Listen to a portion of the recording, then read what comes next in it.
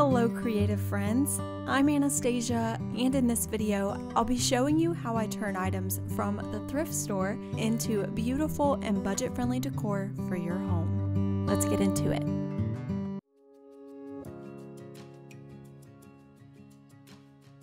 I was browsing through a thrift store and came across this very large jug. They asked $15 for it, but I bargained them down to $8. It has this very pretty flower painting on it, however, it was overall in a little bit of rough shape. Some of the paint was chipping off, and in places the paint was pretty cracked, but I saw a lot of potential given the shape. It's very large, and it's in this shape that we're seeing a lot recently at decor stores and places like Target. I knew I wanted to look online to get some inspiration for it, and I ended up finding this one from Target. It is a hearth and hand piece, and they sell this one for $24.99. And this one is a 12-inch, which is a little bit smaller than the one I found. I also found this one on Wayfair by Joss & Main, which they sell for $40, but this one is very small. It's only a little over 4 inches tall. So both of these vases I will be using as inspiration for mine, but I'm not trying to completely copy the look. So here I'm just giving this vase a cleanup with some dish soap on a wet paper towel. And I'm trying to get the sticker off the best I can. Usually dish soap will do the trick, but this sticker is super old, so I'm using a paint can opener to scrape it off.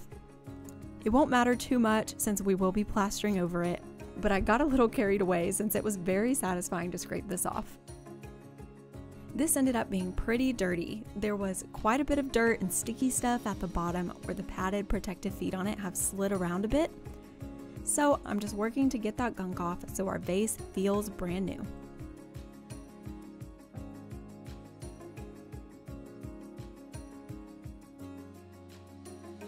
I'll be using this patching plaster. Wearing a glove, I'm just picking up a scoop of the plaster in my hand and rubbing it all over the vase. This has got to be my favorite technique for applying plaster because it's so much faster than trying to use a sponge, especially on a bigger piece like this.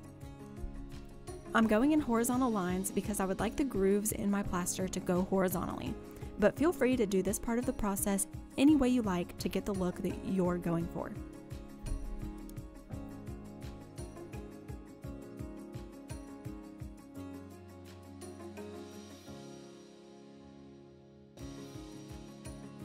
This is how the first coat of plaster looks after it dried.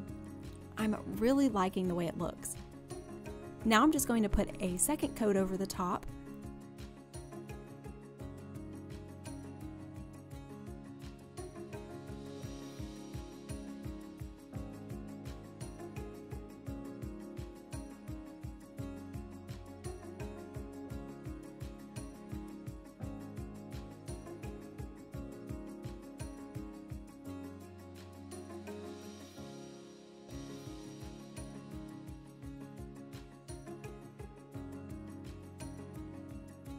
And once that dries, I'm taking some 50 grit sandpaper and I'm rubbing it all over the vase because I want mine to look plastered but not be super bumpy overall. So I want the finish to be smooth, but I want it to have a textured look.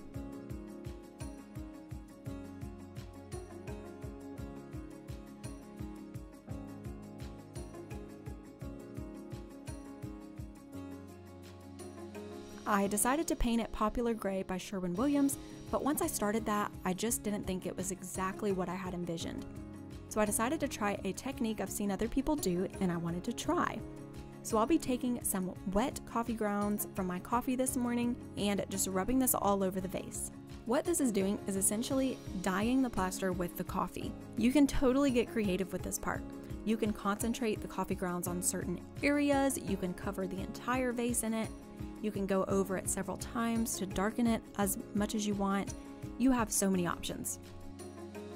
What I'm especially loving about doing this on top of the plaster is that the coffee doesn't always get into the deepest grooves. So you're still gonna have that variation where there's that plaster white showing through in different areas. And I really like that distressed, discolored look.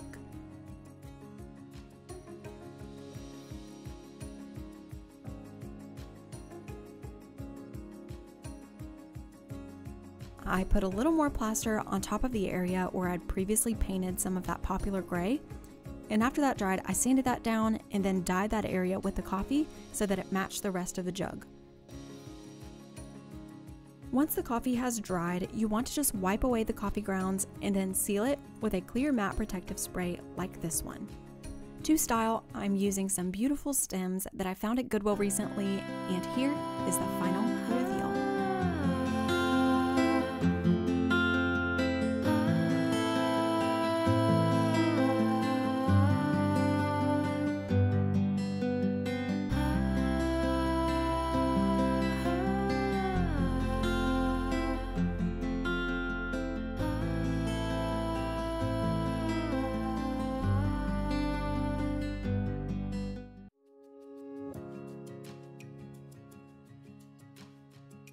This next flip is super quick and easy and doesn't require any DIYing. I love looking through the baskets at the thrift store to see if there's any hidden gems in there, and this time there was.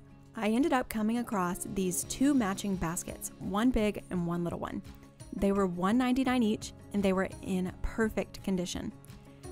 I immediately thought that they would look so beautiful with some florals arranged in them.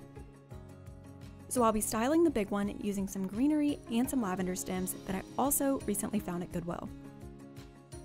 You may not always find florals and greenery that you like at Goodwill, but it's always worth looking through because sometimes you just may hit the jackpot and find a really good bundle of stems. There are so many places you could hang this, and I decided it would make a cute feature on my front door. Here is the finished look.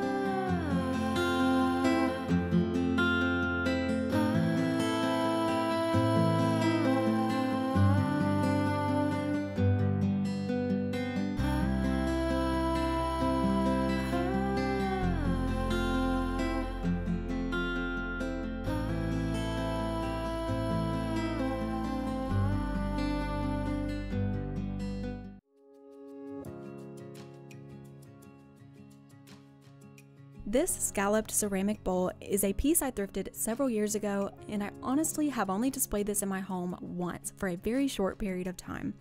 I think that's because it's navy and I really don't decorate with a lot of navy.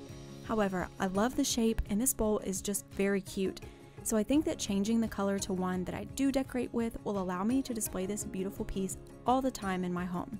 First, I'm cleaning it off with a Clorox wipe to remove any dust that has accumulated, and then I'm taking some 50 grit sandpaper and I'm going to use that to scratch up the surface so the paint will stick. With surfaces that are as slick as this one or have a shiny glaze, scuffing it up is a great way to ensure that your paint will be able to adhere to it.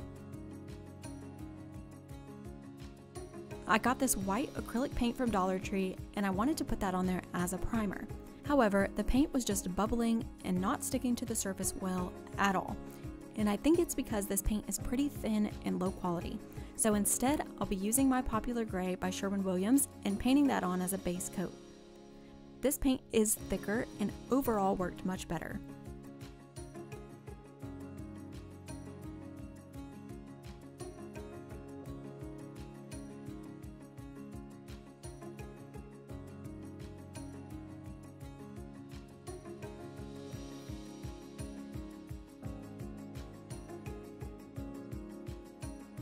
Next, I'm taking some more of that Popular Gray and mixing some baking soda with it to create a bit of texture and thickness to the paint, until it's about this consistency. Keep in mind that you can change the amount of baking soda you add based on how textured you want it.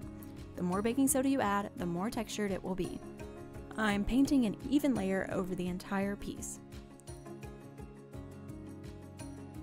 A trick here is to do the bottom half first, and then once that dries, flip it over and do the top half. That way you aren't doing the top side first and it possibly get messed up when you flip it over.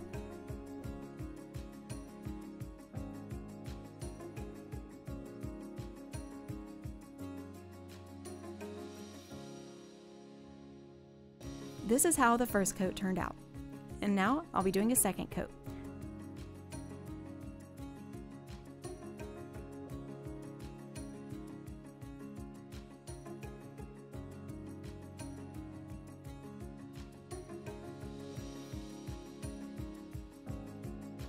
I have two different stone spray paints that I tested out.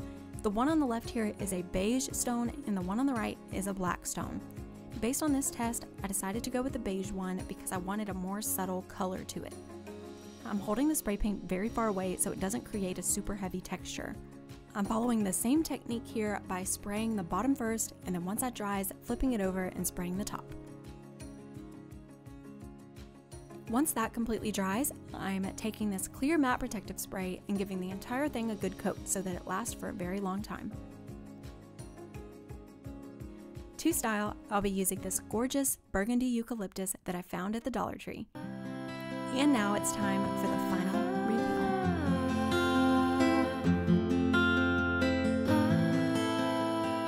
Thank you all so much for watching this video. If you enjoyed it and want to see more thrift flips and DIY decor projects, please let me know in the comments. If you have any DIYs you'd like to see me try, I'd love to hear your ideas as well. Don't forget to check out the other projects on my channel, and I'll see you next time.